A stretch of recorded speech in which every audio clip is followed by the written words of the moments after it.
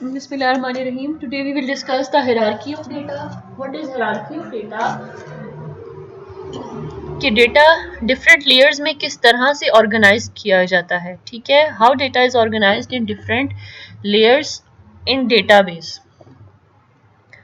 One of those is files, records, fields and characters, ठीक है. These four are the few layers, right?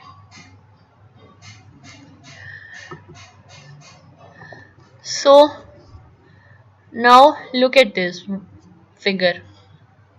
One is file. अब file क्या है, normally भी आपको पता है, एक फोल्डर होता है और एक फाइल होती है. जब भी आप कोई डॉक्यूमेंट क्रिएट करते हैं किसी भी टाइप का, तो वो अपने सिस्टम में, अपने लैपटॉप वगैरह में, तो फाइल एक जनरेट होती है. आप फाइल में काम कर रहे होते हो और वो फिर आप फाइल सेव कर देते हो, ठीक है. फोल्डर्स होते हैं, फोल्डर्स के अंदर फाइल्स क्रिएटेड होती हैं, वहाँ वो सेव होती हैं फोल्डर्स के अंदर. तो अब डेटाबेस में एक स्टूडेंट की फाइल है, ठीक है, वो सेव है यहाँ. एक इंस्ट्रक्टर की फाइल है, एक schedule of classes file, another is student schedule file, right. These four are the few files, ठीक है. अब ये फाइल्स डेटाबेस में हार्ड डिस्क पर स्टोर हैं, ठीक है. आपको पता है परमानेंटली डेटा आपका हार्ड डिस्क पर स्टोर हो रहा होता है और वहां से वो मेमोरी में आ रहा होता है, ठीक है. तो डेटाबेस की फाइल्स सारी डिस्क पर स्टोर हैं. अब वहां से हमने डेटा एक्सेस करना है, ठीक है. तो ये तो हो गई files. What are files? Now what is records? अब इन फाइल्स में जो डेटाबेस में स्टोर हैं, तो डेटाबेस के बैकएंड पे कुछ क्यूरीज लगी होती हैं, कुछ ऐसी फंक्शनैलिटी क्रिएट की गई होती हैं. जैसे आप नॉर्मली कहते हो कि कंप्यूटर में बैक एंड पे प्रोग्रामिंग हुई होती है, ठीक है. ये जो कुछ भी आपको स्क्रीन पे नजर आता है, इसके बैक एंड पे प्रोग्रामिंग हुई हुई है, ठीक है. आप गूगल पे कुछ भी सर्च करते हो सर्च इंजन में, तो वो उसके बैक एंड पे हर पूरी प्रोग्रामिंग हुई हुई है, ठीक है. जब आप व्यू पेज सोर्स पे क्लिक करते हो राइट क्लिक करके, तो आपको पूरा कोड नजर आ जाता है स्क्रीन पे, राइट. तो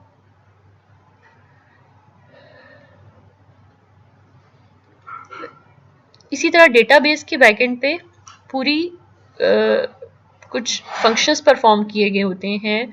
उसमें क्या क्या चीज़ें होती हैं, टेबल्स होते हैं और डिफरेंट क्यूरीज लगी होती हैं. क्यूरी को आप कह लें जैसे कोई भी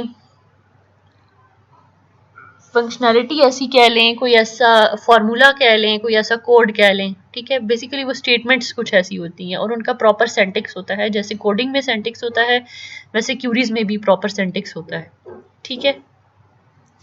अच्छा, अब डेटाबेस में क्या होता है, रिकॉर्ड के बैकएंड पे, आपके डेटा के बैकएंड पे सारा डेटा किस में स्टोर हुआ होता है, टेबल्स में. और उन टेबल्स में डेटा रोज एंड कॉलम्स की फॉर्म में स्टोर होता है और फिर वहां से आप डेटा एक्सेस करते हो. रो बाय रो आप डेटा एक्सेस करते हो. आपको रोज बाय रो करना है या कॉलम बाय कॉलम करना है, इट्स अप टू यू. लेकिन मोस्टली रो में डेटा होता है क्योंकि एक ही पर्सन का एक रो में होगा, दूसरे पर्सन का दूसरे रो में, ठीक है. What is record? अब ये एक टेबल है आपके पास, ठीक है, जिसमें instructor ID, first name, last name, extension, office और वेब एड्रेस है. तो इसमें रिकॉर्ड क्या है, ये सारा इन फर्स्ट नेम और लास्ट नेम जिस पर्सन का है उसका ये रिकॉर्ड है, ठीक है. उसका क्या रिकॉर्ड है, ये पूरा पूरा इनका रिकॉर्ड है.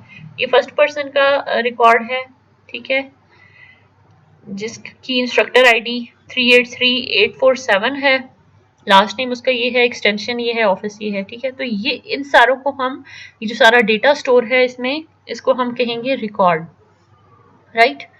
अब फील्ड क्या होता है? फील्ड इज, फील्ड बेसिकली उस जगह को कहते हैं जहां पर आप ये सब कुछ लिख रहे होते हो, ठीक है.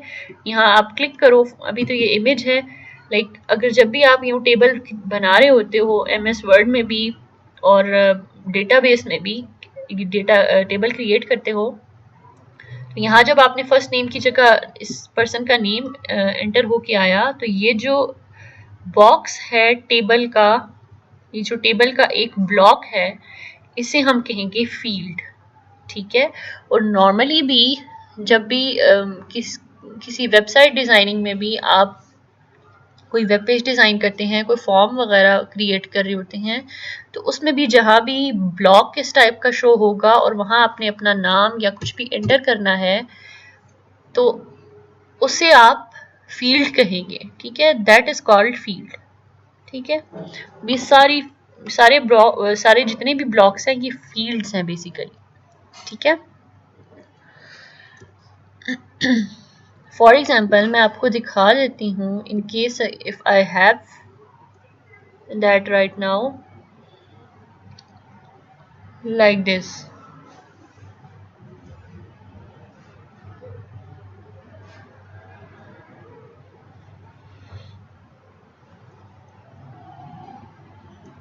अब इसमें फॉर्म में आपके पास डिफरेंट फील्ड्स हैं, इसी तरह यहाँ भी टेबल में डिफरेंट फील्ड्स हैं, ठीक है, जहाँ पर कोई भी आपका डेटा स्टोर है, किसी भी पर्सन का रिकॉर्ड सेव है, राइट। फील्ड्स के अंदर आपका रिकॉर्ड सेव होता है, ठीक है, और आपका रिकॉर्ड टेबल के अंदर सेव होता है, ठीक है।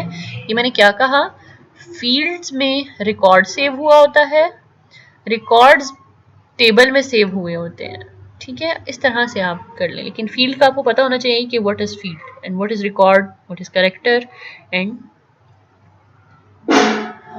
What is file. Okay,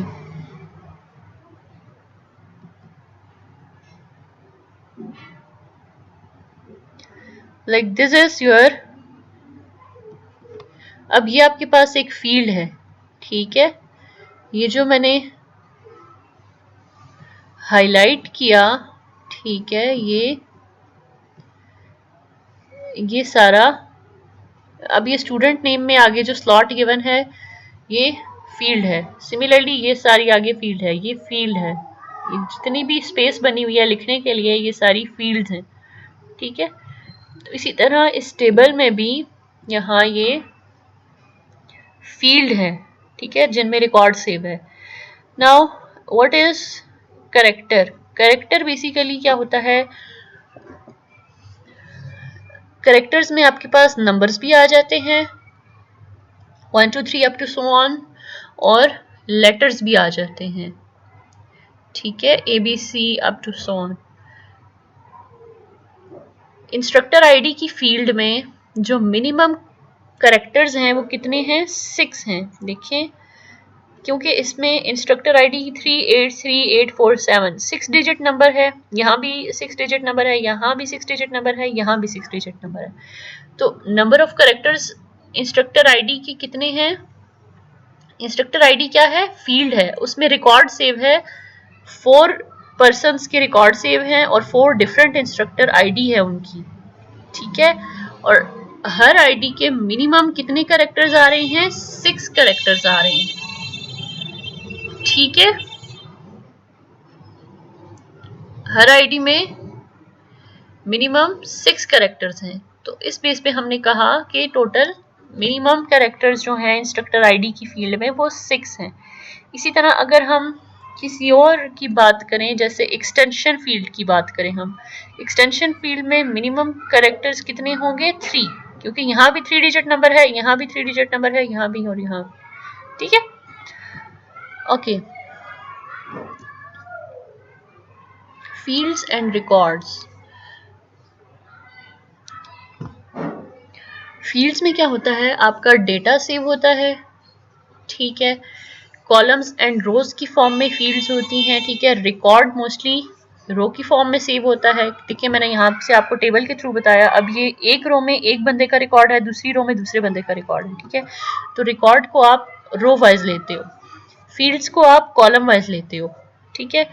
table complete collection of record है, ठीक है, ये जितना रिकॉर्ड सेव है ये टेबल में सेव है। और डेटाबेस क्या होती है, डेटाबेस कलेक्शन ऑफ टेबल्स होती है, थाउजेंड्स ऑफ टेबल्स होते हैं डेटाबेस में, ठीक है।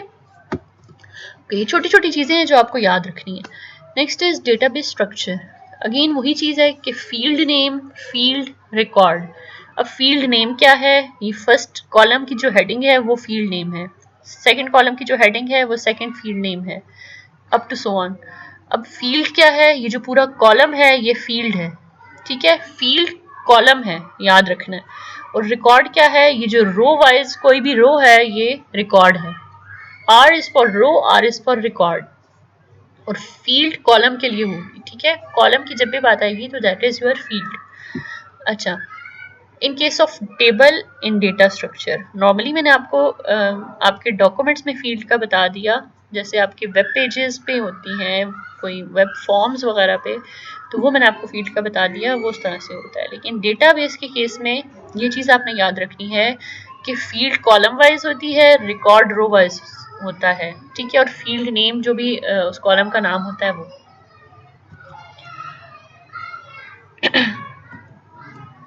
ओके, फील्ड टाइप हम नेक्स्ट लेक्चर में इंशाल्लाह डिस्कस करेंगे। और that's all for today, right, and so many other things. So thank you so much. So आज हमने क्या पढ़ा?